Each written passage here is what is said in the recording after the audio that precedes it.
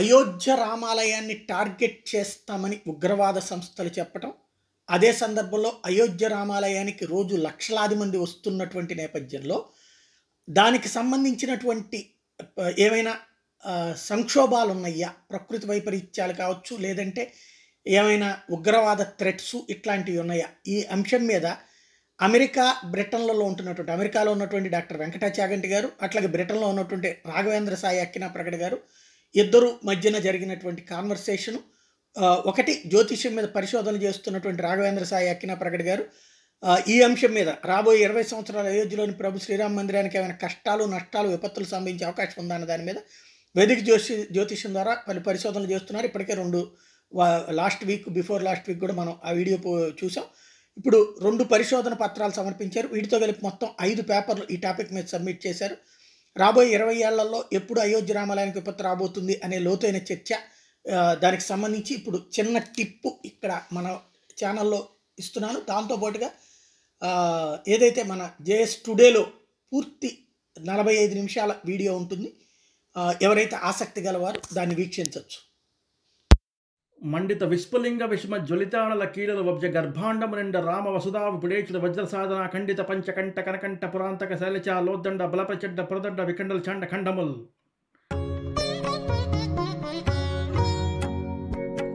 కుజ దశలో శని అంతర్దశ, శని ప్రత్యంతర దశ, ఇంకొక సూక్ష్మాంతర్దశ ఏమైనా ఉందా?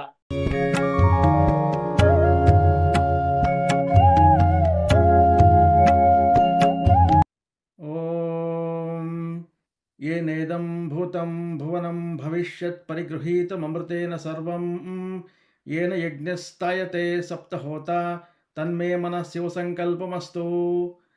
నమస్కారం అండి, నా పేరు రాఘవేంద్ర.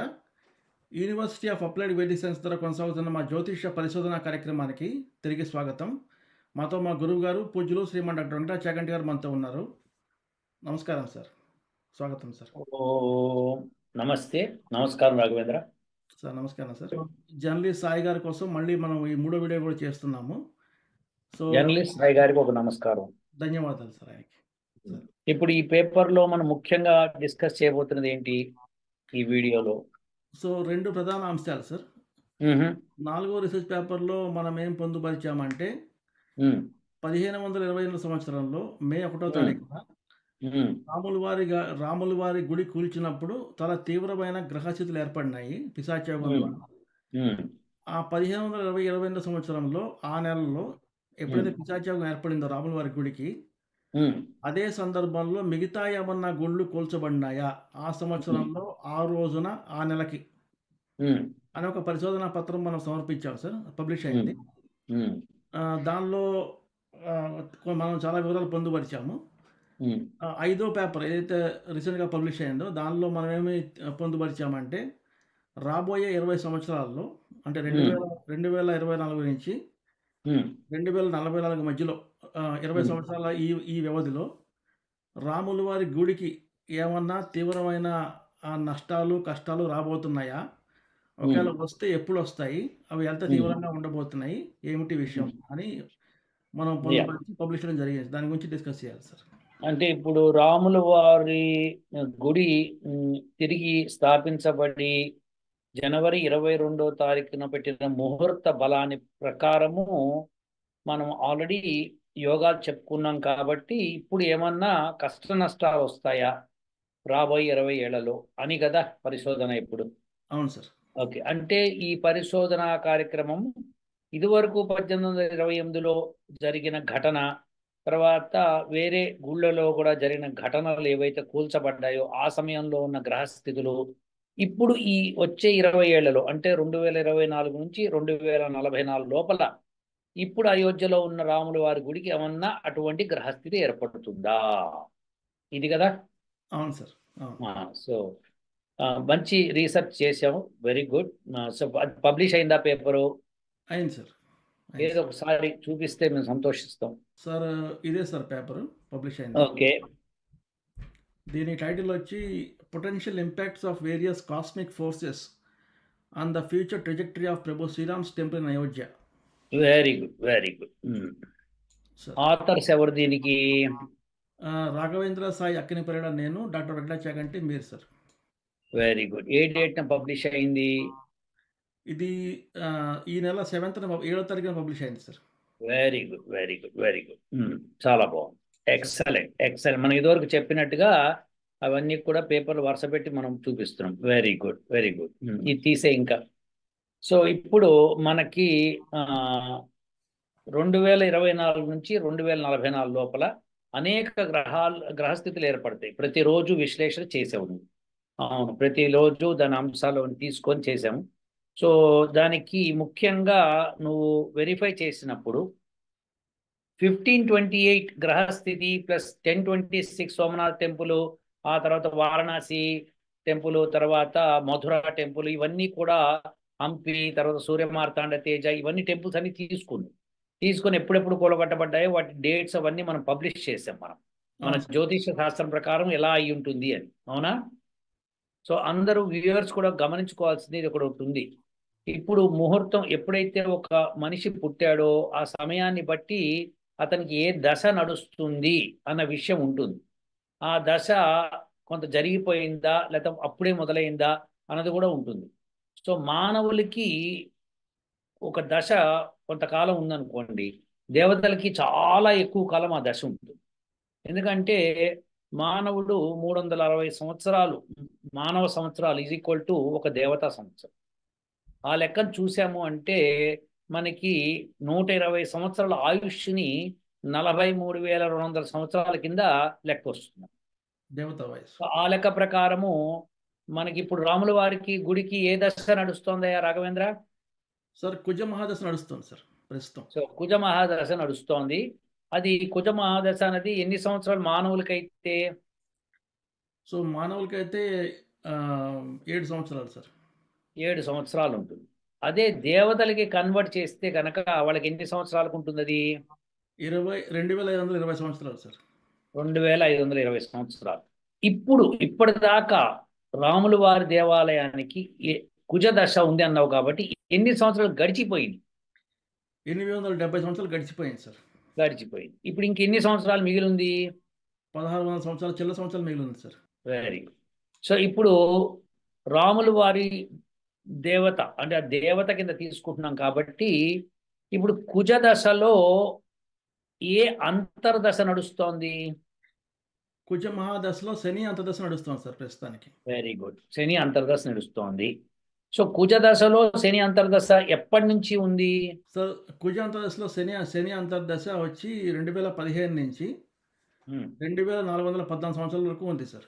2414 సంవత్సరాలు. సో కుజ దశలో శని అంతర్దశ చాలా కాలం ఉంది.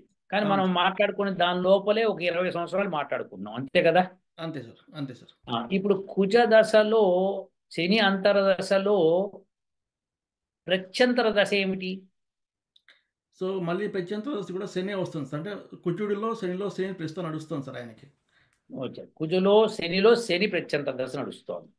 ఓకే, ఇప్పుడు కుజ దశలో శని అంతర్దశ, శని ప్రత్యంతర దశ, ఇంకొక సూక్ష్మాంతర దశ ఏమైనా ఉందా? ఉంది సార్. ఏంటది? ప్రస్తుతానికి మనం మాట్లాడుకుంటున్న పీరియడ్ వచ్చి 20 years అంటున్నాం కాబట్టి 2024 అంటే ఈ సంవత్సరం నుంచి రాబోయే 20 సంవత్సరాలు 2044. ఓకే. సో ఈ 4 సంవత్సరాల్లో సూక్ష్మాంతర దశలు ఏముండబోతున్నాయి అంటే శనిలో శని అంటే శని అంతర్దశలో శని ప్రత్యంతర దశలో శని సూక్ష్మాంతర దశ ఉండబోయేది 2015 నుంచి 2025 వరకు శని ప్రత్యంతరలో శని సూక్ష్మాంతర దశ నడుస్తుంది సార్. 2015 నుంచి 2025 వరకు శని సూక్ష్మ 25 వరకు. ఓకే, అంటే కుజుడిలో శనిలో శని అంతేనా? అవును సార్. 2025 దాకా. వెరీ గుడ్ అయ్యా. సో ఇప్పుడు ఈ దశలో ఏమన్నా ప్రత్యేకమైనవి జరుగుతాయా? జరిగే అవకాశం ఉంది సార్, దాని గురించి చర్చిస్తాం సార్. అవును సార్. ఓకే, సరే. ఏమన్నా చర్చ చూపిస్తావా? ఏమన్నా జరిగింది ఏమన్నా నువ్వు పబ్లిష్ చేసిన దానిలో చూపిస్తావా? చూపిస్తాను సార్. దానికంటే ముందు ఒక చిన్న విషయం సార్. సో ఇప్పుడు రాబోయే 20 సంవత్సరాల్లో సార్ 4 సూక్ష్మ దశలు ఉండబోతున్నాయి సార్ రాముల వారి గుడికి. అంటే ఇప్పుడు మనం మాట్లాడుకున్నది ఏంటంటే కుజుడిలో శనిలో శని అంటే కుజుడు మెయిన్ దశ, దానిలో అంతర్దశ వచ్చి శని, దానిలో ప్రత్యంతర దశ వచ్చి శని, దానిలో సూక్ష్మంతర దశ గురించి నువ్వు మాట్లాడబోతున్నావు, అంతేనా? అంతే సార్. రాబోయే 20 ఆ సంవత్సరాలు 4 సూక్ష్మంతర దశలు వాటి టైమింగ్స్ చెప్పు. చెప్తాను సార్. చూపించి చెప్తే ఈజీగా ఉంటుంది సార్. చూపిస్తాను యా, సార్. చూపించే చెప్పు, సో దట్ వ్యూవర్స్ కూడా కనిపిస్తుంది వాళ్ళకి. అదే సార్, ఈ స్క్రీన్ చూస్తే సార్ మనకి రాబోయే 20 సంవత్సరాల్లో సూక్ష్మంతర దశలు ఏముండబోతున్నాయంటే, శనిలో శని ఓకే 2015 నుంచి 2025 దాకా ఉండబోతుంది సార్. ఓకే తర్వాత శనిలో బుధుడు సార్ ఓకే 2025 నుంచి 2023 నవంబర్ దాకా ఉండబోతాను సార్. 33 దాకా ఉంటుంది అనమాట. ఓకే తర్వాత శనిలో కేతువు సార్ ఓకే నవంబర్ 2033 నుంచి జూలై 2037 దాకా ఉండబోతాను సార్. ఓకే ఓకే తర్వాత శనిలో వచ్చి శుక్రుడు ఓకే జూలై 2037 నుంచి ఫిబ్రవరి 2048 దాకా ఉండబోతాను సార్. Very good. అంటే ఇప్పుడు నువ్వు చెప్పేది ఏంటంటే, ఇప్పుడు 2015 నుంచి 10 సంవత్సరాలు శనిలో శని ఉంటున్నాడు కాబట్టి, అంటే కుజుడిలో శనిలో శనిలో శని. అవును సార్. ఇప్పుడు తర్వాత 2025 నుంచి 2033 దాకా కుజుడిలో శనిలో శనిలో బుధుడు. అవును సార్. ఆ తర్వాత 2023 నుంచి 2037 దాకా కుజుడిలో శనిలో శనిలో కేతు. అవును సార్. ఆ తర్వాత శుక్రుడు ఉంటాడు అనమాట, సూక్ష్మ అంతర్దశ. ఓకే, ఇప్పుడు ఈ అంతర్దశల్లో మొదటి అంతర్దశ యొక్క ఫలితాలు ఎలా ఉంటాయి అంటే 2015 నుంచి 2025 దాకా ఎలా ఉంటాయి ఫలితాలు, ఒక్కసారి విశ్లేషించి చెప్పు సార్. ఇది చూస్తే సార్, సార్ ఈ శ్లోకం చూస్తే, ఓకే ఈ శ్లోకం ఏం చెప్తుందంటే, effects of the antardasha of Saturn in the dasha of Mars, అంటే కుజుడి మహాదశలో కనుక ఓకే శని అంతర్దశ వస్తే ఓకే అది ఇవ్వబోయే కారకత్వాలు ఏమిటి ఏమిటి అనేది ఇక్కడ ఉంది సార్. అదేంటంటే, చెప్పు ఒకసారి చదువు. Effects like recognition from the king, increase in reputation, gain of wealth and gains, happiness from children and grandchildren, increase in number of cows, etc. will be experienced in the Antardasha of Saturn, the Dasha of Mars. If Saturn be in the Kendra, Trikona in his Mono Trikona, and exalted or own Navamsa, or be associated with a lot of ascendant or benefics, sir. Very good. So ఇప్పుడు నువ్వు అనేది ఏంటంటే, కుజుడి యొక్క అంతర్దశలో శని ఉండి, శని కనుక own హౌస్లో కానీ కేంద్రంలో కానీ త్రికోణంలో కానీ మూల త్రికోణంలో కానీ ఎగ్జాల్టెడ్ కానీ ఉంటే ఈ స్థితిగతులు ఏర్పడతాయి, అంతేనా? అంతే సార్. అంటే 2015 నుంచి 2414 సంవత్సరం దాకా ఈ గడబడంతా నడుస్తుంది, అంతేనా నువ్వు చెప్పేది? అంతే సార్. ఓకే, ఈ గడబడిలో ఇప్పుడు మనకేంటంటే, ఇప్పుడు గవర్నమెంట్ నుంచి రికగ్నేషన్ అయితే వచ్చింది సార్. అవును సార్. అందుకనే టెంపుల్ బ్రహ్మాండంగా ఫ్లరిష్ అవుతుంది. వెరీ గుడ్, అదొకటి నిజమైంది. ఓకే, తర్వాత రెప్యుటేషన్ వచ్చింది, ఇంక్రీజ్ ఇన్ రెప్యుటేషన్, చాలా రెప్యుటేషన్ వచ్చింది, వరల్డ్ వైడ్ రికగ్నేషన్ వచ్చింది. Gain of wealth and grains, wealth పెరిగింది, గ్రెయిన్స్ పెరిగింది. Happiness from children and grand children, అంటే వాళ్ళ యొక్క పూర్వీకులు ఎవరైతే ఉన్నారో ఇప్పుడు ప్రస్తుతం ఎగ్జిస్ట్ అవుతున్న రామ వంశ వాళ్ళందరూ కూడా బ్రహ్మాండంగా వాళ్ళు హ్యాపీగా ఉన్నారు. తర్వాత increase of the number of cows, తర్వాత దానికి ప్రాపర్టీస్ అన్ని బాగా వచ్చినాయి. బాగుందయ్యా, ఇవన్నీ కూడా నిజం అవుతున్నాయి. బాగుంది, ఇవన్నీ నిజం అవుతాయి అంటే ఏంటి? నువ్వు చెప్పిన ప్రకారం ఇది తీసే చెప్తా ఒకసారి. సో మన రాఘవేంద్ర అక్కిన ప్రకటన చేసిన రీసెర్చ్ ప్రకారము 2015 నుంచి 2414 సంవత్సరం దాకా కుజదశలో శని అంతర్దశ నడుస్తుంది. ఈ టైంలో ఇవన్నీ జరుగుతాయని చెప్తున్నాడు. Very good. సో రామచంద్రుడిది బాగా ఫ్లరిష్ అవుతుందని చెప్తున్నావు. కానీ నాకు డౌట్ ఏంటంటే, అంతర్దశలో ప్రత్యంతర దశ సూక్ష్మాంతర్దశ వచ్చినాయి కదా, వాటి ఫలితాలు కూడా విశ్లేషించాలి కదా మరి నువ్వు. చూపిస్తాను సార్.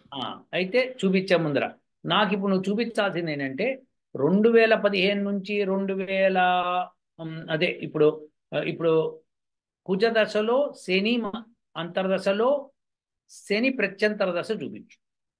దానికి సంబంధించిన శ్లోకం ఏమైనా ఉంటే చూపించు. చూపిస్తాను సార్. ఉంది సార్. అది ఏ టైం దాకా ఉంటుందో అది కూడా చెప్పు సార్. స్క్రీన్ మీద చూస్తే శనిలో శని ఉండబోయేది 2015 నుంచి 2078 ఫిబ్రవరి దాకా ఉండబోతాను సార్. అంటే కుజుడిలో శనిలో శని, అంతే నన్ను చెప్పేది. అంతే సార్. సో ఇప్పుడు ఇందాక మనం మాట్లాడుకున్న బెనిఫిట్స్ అన్నీ 2078 దాకా డెఫినెట్, అంతే కదా. అంతే సార్. అంటే 2400 దాకా డెఫినెట్.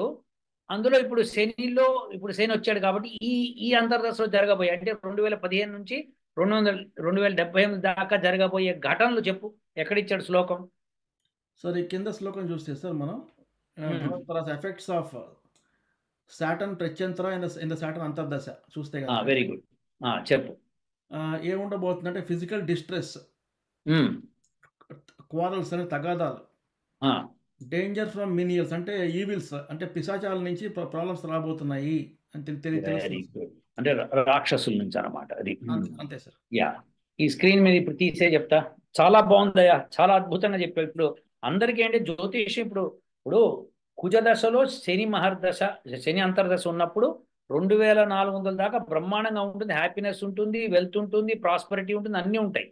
కానీ దాని లోపల ప్రత్యంతర దశ వచ్చినప్పుడు కొంత గడబడ జరుగుతుందని అక్కిన ప్రకట రాఘవేంద్ర సాయి చెప్తున్నాడు. ఎస్, బృహత్ పరాశర హోరశాస్త్రం చెప్తున్నాడు.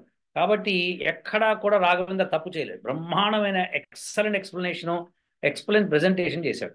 సో ఇప్పుడు 2015 నుంచి 2400 దాకా జరగబోయేది ఒక ఎత్తు అయితే, అందులోపల 2015 నుంచి 2078 దాకా జరగబోయేది ఇంకొక కథ. ఆ కథలో జరిగేది అంటే క్వారల్స్ ఉంటాయి, అవునా. తర్వాత ఈవిల్స్, స్పిరిట్స్ నుంచి అంటే మన పిశాచాల నుంచి తప్పకుండా మన రామ టెంపుల్ కి కొంత డేంజర్ ఉందని నువ్వు సూచనప్రాయంగా చెప్తున్నావు. భౌతికంగా దాడులు ఎదుర్కొనే అవకాశం ఉంది. భౌతికంగా ఇది very important. So therefore temple మీద దాడి జరిగేందుకు సూచనలు ఉన్నాయి 2015 2078 లోపల. బాగుందయ్యా, నువ్వు కుజుడిలో శనిలో శని గురించి చెప్పావు. మరి ప్రత్యంతర దశ నుంచి సూక్ష్మాంతర దశలోకి వెళ్ళిపోదాం. ఓకేనా? ఇప్పుడు కుజుడిలో శనిలో శని వరకు వచ్చాము. ఈ శనిలో సూక్ష్మాంతర దశలు ఉంటాయి కదా, ఆ దశలు ఒక్కొక్కటి ఏ టైం మళ్ళీ ఒకసారి వివరించు. ఇదివరకు వివరించావు, మళ్ళీ ఒకసారి చూపిస్తూ వివరించు. సార్ మనం ఇప్పటిదాకా భూతద్దం పెట్టి చూసాడు, మైక్రోస్కోప్ యూజ్ చేయబోతున్నాం సార్. సో సూక్ష్మ దశ పీరియడ్స్. సో ఈ టేబుల్ కనుక గమనిస్తే శనిలో శనిలో శనిలో ఓకే రాబోయే 20 సంవత్సరాల్లో ఈ 4 సూక్ష్మత దశలు ఏర్పడబోతున్నాయి. ఓకే, మొట్టమొదటి ఏంటి? శనిలో శని అంటే శని యొక్క సూక్ష్మాంతర దశ ఎప్పటి నుంచి ఎప్పటి దాకా ఉంది? 2015 నుంచి 2020. ఓకే, ఒక్కసారి ఆ సూక్ష్మాంతర దశలో ఏం జరుగుతాయో బృహత్ పరాశర హోర శాస్త్రం ఏం చెప్పిందో ఒకసారి చెప్పయ్యా. సార్ ఇక్కడ చూడండి సార్, ఇక్కడ ఇది గమనిస్తే సార్ ఇది so effects of Saturn sukshmantara and Saturn pratyantara. Okay, loss of wealth, అంటే సంపద కోల్పోయే అవకాశము. ఓకే, తర్వాత రుగ్మతలు. ఓకే, డిస్ట్రక్షన్ ఆఫ్ ఫ్యామిలీ అంటే కుటుంబ సభ్యులను కోల్పోయే అవకాశము. కుటుంబ సభ్యులు వారి తిండి వారి అంటే కుటుంబ సభ్యులతో కాకుండా వేరే విధంగా కూర్చొని తింటారని చెప్పి, వేరే చెల్లాచెదురు అయిపోతారని చెప్పి చెప్తారు. Okay, okay, plus full of sorrows అంటే దుఃఖం కలగబోతోంది.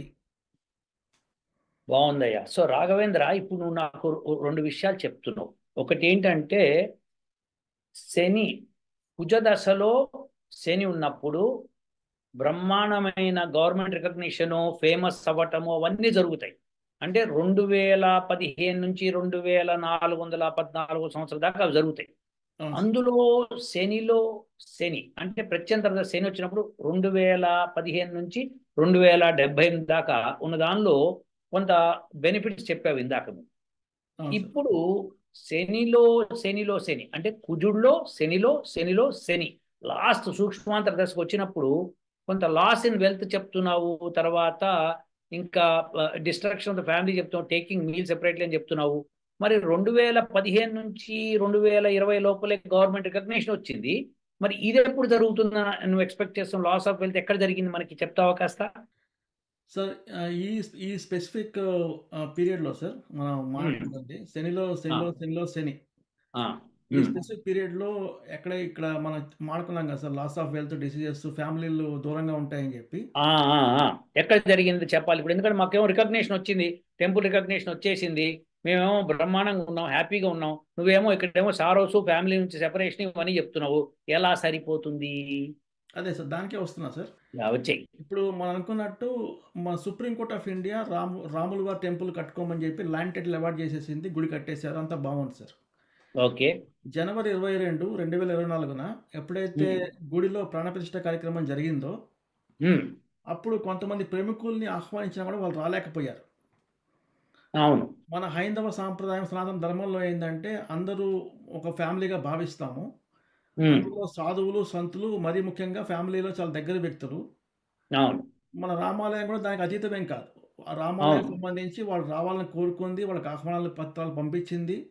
కానీ ప్రముఖమైన వ్యక్తులు కొంతమంది, ముగ్గురు శంకరాచార్యులు మాత్రం రాలేదు, ఆ ప్రముఖ వ్యక్తులు. ఓకే. కాబట్టి వాళ్ళు ఫ్యామిలీ మెంబర్స్ కాబట్టి టెంపుల్. అవునవును, శంకరాచార్యులు రాలేదు, కొంతమంది పీఠాధిపతులు, కొంతమంది వాళ్ళు వీళ్ళు ఇనాగ్రేషన్ టైంలో లేరు, వాళ్ళు సెపరేట్ గా మీల్స్ తీసుకున్నారు. అది నిజంగా దుఃఖదాయకమైన సిచ్యువేషన్. కానీ ఒకందులో ఒక మంచిది ఏంటంటే శారదాపీఠం వారు వచ్చారు, కానీ పూరి వారు ప్లస్ హరిద్వార్ వాళ్ళు రాలేదు, మిగతా ముగ్గురు రాలేదు. ఓకే. సో దీని ప్రకారం ఏంటంటే ఇది కూడా చెల్లుబాటు అయింది. ఇప్పుడు నువ్వు చెప్పిన సూత్రం కూడా బృహత్ పరాశర హోర శాస్త్రం. ఎందుకంటే మనం ఒక్క దశ, దానిలో అంతర్దశ కాకుండా ప్రత్యంతర దశ, ఆ ప్రత్యంతర దశలో సూక్ష్మాంతర దశ చూసినప్పుడు ఈ కొన్ని రోజులు, కొన్ని సంవత్సరాలు, ఇప్పుడు దేవతా సంవత్సరం కొన్ని సంవత్సరాలు అంటే మనకి దేవతలకు కొన్ని రోజులే, అది యాక్చువల్గా మనం మాట్లాడాలంటే అది జరుగుతుంది అన్నమాట. ఎస్ బాగుందయ్యా, చాలా బాగా చెప్పావు. ఇప్పుడు నెక్స్ట్ సూక్ష్మాంతర దశ ఏమిటి? ఇప్పుడు 2025 దాకా అయిపోయింది అనుకో, తర్వాత ఏంటి? కుజుడులో శనిలో బుధుడు రాబోతున్నాడు సార్. Yes, exactly. ఎప్పుడు వస్తున్నాడు? ఇది చూస్తే సార్ 2025 నుంచి 12 నవంబర్ 2033 లోపల బుధుడి యొక్క సూక్ష్మాంతర దశ నడవబోతోంది సార్. Very good. అంటే ఇది బృహత్ పరాశర హోర శాస్త్రం ఏం చెప్తుంది? సూక్ష్మాంతర దశలు ఏం జరుగుతుందని చెప్తుంది సార్. బుధుడి సూక్ష్మాంతరంలో ఏం జరగబోతుందంటే ఈ శ్లోకం చూడండి సార్ ఒకసారి. సో దీనిలో ఏముందంటే ప్రాఫిట్స్ ఇన్ బిజినెస్, మెర్క్యూరీ సూక్ష్మాంతరం, profits in business, okay, progress in education, increase in wealth and lands. Wow, చాలా బాగా చెప్పేవా. ఇది ఇప్పుడు ఫ్యూచర్లో జరగబోయేది. అంటే 2025 నుంచి 2033 లోపల బిజినెస్ అంటే ప్రాఫిట్స్ ఇన్ బిజినెస్ అంటే ఏంటి? టెంపుల్కి వచ్చే ఆదాయం బాగుంటుంది. ప్రోగ్రెస్ ఇన్ ఎడ్యుకేషన్ అంటే అక్కడ వేద పాఠశాల లాంటిది కానీ, లేకపోతే రామాయణం మీద రీసెర్చ్ కానీ జరుగుతుంది. ఏది అక్కిన ప్రగడ రాఘవేంద్ర చేసిన రీసెర్చ్ బేసిస్ చేసుకొని అక్కడి వాళ్ళు ఖచ్చితంగా రీసెర్చ్ చేస్తారు అని నా నమ్మకం. తర్వాత increase in wealth and lands, డెఫినెట్గా ప్రాఫిట్స్ వచ్చినప్పుడు వెల్త్ పెరుగుతుంది, ల్యాండ్స్ పెరుగుతాయి. సో ఇది 33 లోపల జరగబోతోంది. వండర్ఫుల్ అయ్యా, చాలా బాగుంది, ఎక్సలెంట్. ఒకటి ఆల్రెడీ దీని గురించి కొన్ని కార్యక్రమాలు ఆల్రెడీ గవర్నమెంట్ నిర్దేశిస్తోంది సార్. ఎందుకంటే యాజ్ వి స్పీక్ అంటే ఈ రోజుకి అయోధ్యలో మౌలిక వసతులు అసలు లేవు సార్. అంటే ఒక 10,000 మంది వెళ్ళినా కూడా ఉండడానికి వసతులు లేవు. సో గవర్నమెంట్ ఏం చేస్తుందంటే సొంతంగా ల్యాండ్స్ అంటే భూములు కొని పెద్ద ఎత్తున సత్రాలు అన్ని కట్టబోతాం సార్. ఇప్పుడు రాబోయే ఈ రోజుల్లో ఎప్పుడైతే మనం ఈ బుధుడు అంతర్దశ పూర్తవుతుందో రాబోయే 10-12 ఏళ్లలో చాలా భవ్యంగా తయారవబోతాం sir Ayodhya. Okay, very good. ఇది ఒకసారి తీసే చెప్తా.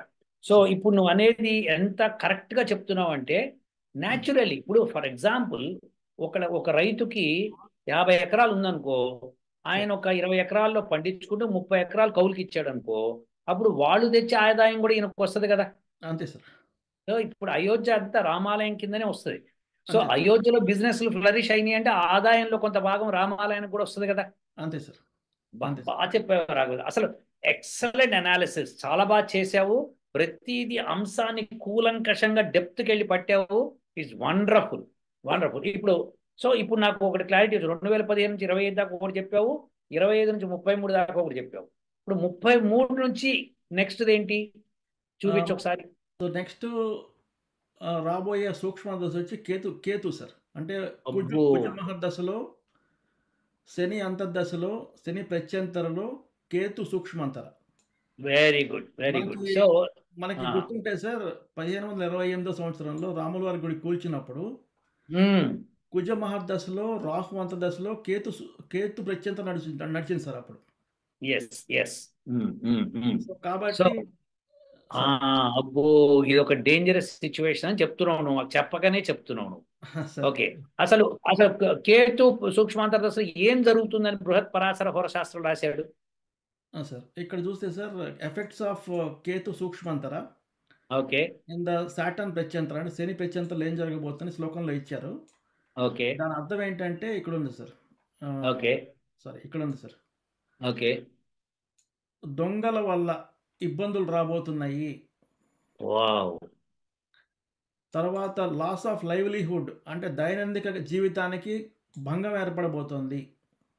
ఓ తర్వాత ఫిజికల్ పెయిన్స్, ఓకే ఓకే. అంటే భౌతికమైన దాడులు జరగబోతున్నాయి గుడికి అని నొక్కి ఒక్కాణిస్తుంది సార్ ఇది. అంటే రాముడి మీద వీళ్ళు దొంగలు పడతారనమాట, అంతే కదా? అంతే సార్. దొంగలు అంటే ఎవరైనా కావచ్చు, ఎవరైనా కావచ్చు, నాస్తికులు కావచ్చు, ఎవరైనా కావచ్చు. లాస్ ఆఫ్ లైవ్లీహుడ్, సో కొంతమంది ప్రాణాలు పోగొట్టుకుంటారు దీని మూలంగా.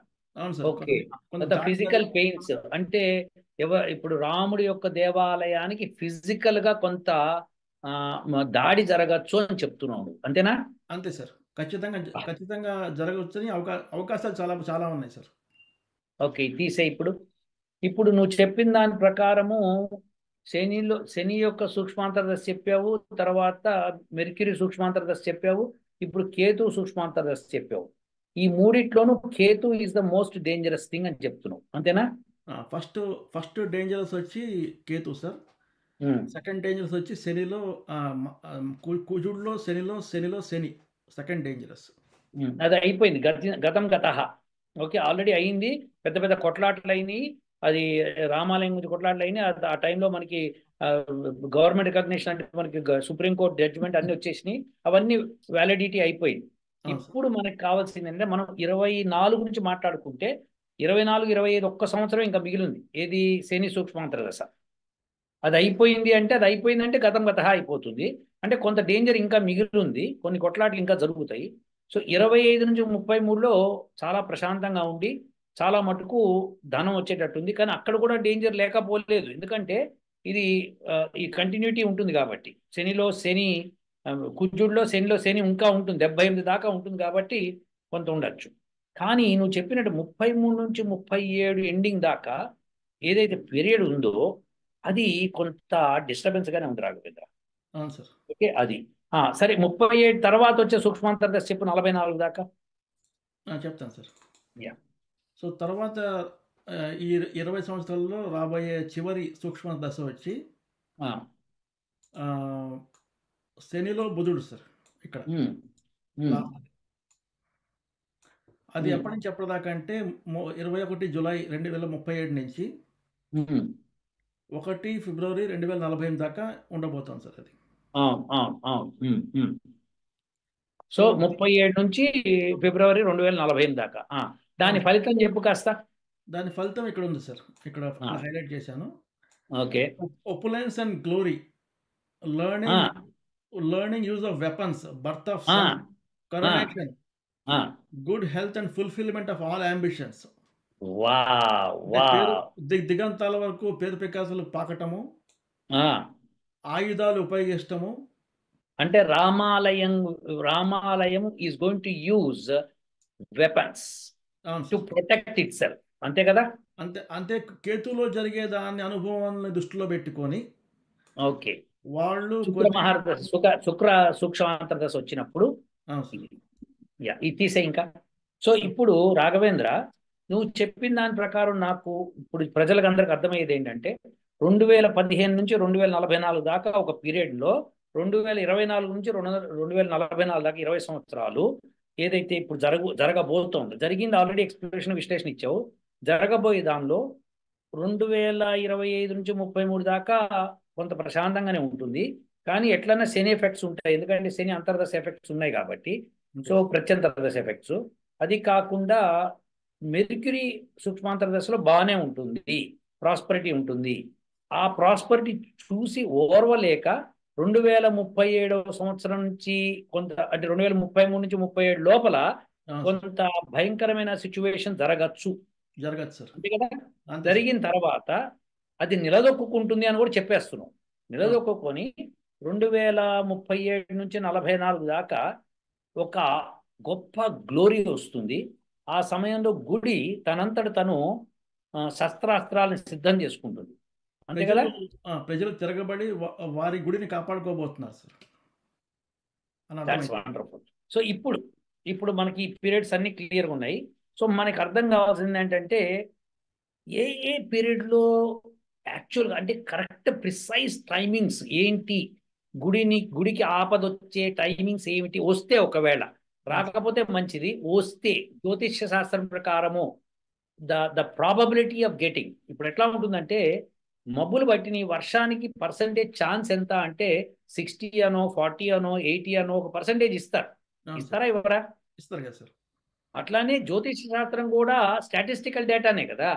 ఇది వరకు నువ్వు చూసిన స్టాటిస్టికల్ డేటా బేస్డ్ మీద ఫ్యూచర్ చెప్తావు. సో ఆ ఫ్యూచర్లో ఎక్కడ possible closest timings at which, అంటే ఏ సమయాల్లో ఎక్కువ ఆపద ఉంది ఆ గుడికి అన్నది విశ్లేషణ చేసావా?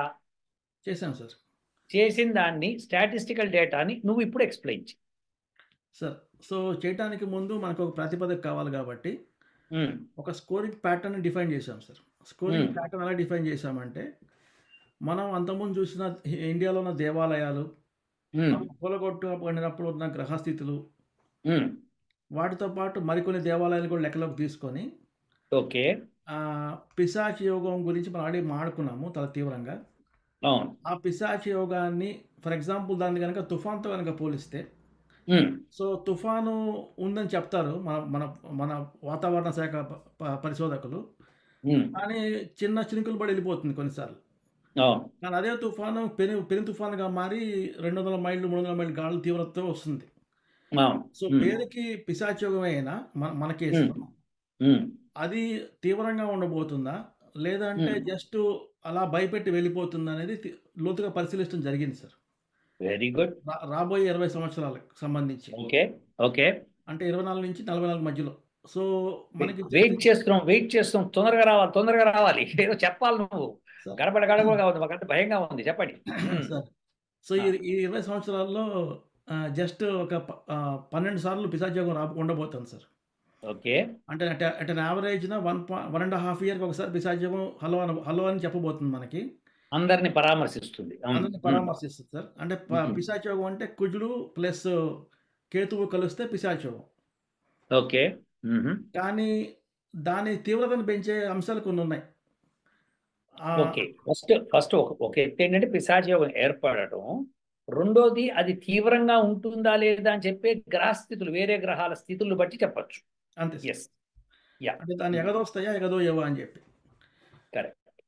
ఇప్పుడు ఎట్లయితే యుక్రెయిన్ కి రష్యాకి వార్ జరుగుతోంది, ఎవడు ఇన్వాల్వ్ కాబట్టి ఈ పార్టీకి అయిపోయేది, అందరూ ప్రశాంతంగా ఉండేవాళ్ళు. కానీ మిగతా దేశాలన్నీ కలిసి యుక్రెయిన్ కి ఆయుధాలు సప్లై చేయటం, ఆ గ్రహాలన్నీ పనిచేస్తే యుద్ధం పెద్దగైంది. అలా పెట్రోల్ పోవటం వల్ల బగ్గుమని మండుతుంది ఇంకా కరెక్ట్. అగ్నికి ఆజ్యం అంటే ఇదేనా? చెప్పు. సో ఇదొకటి చూపిస్తాను సార్ నేను. అయ్యా, సో దీని అంతా లెక్కలు కట్టి చార్ట్స్ అన్ని మన రీసెర్చ్ పేపర్లో పెట్టాము, మన ఎట్లాగో లింక్ షేర్ చేస్తాము. సో దీంతో మనకు తెలిసింది ఏంటంటే,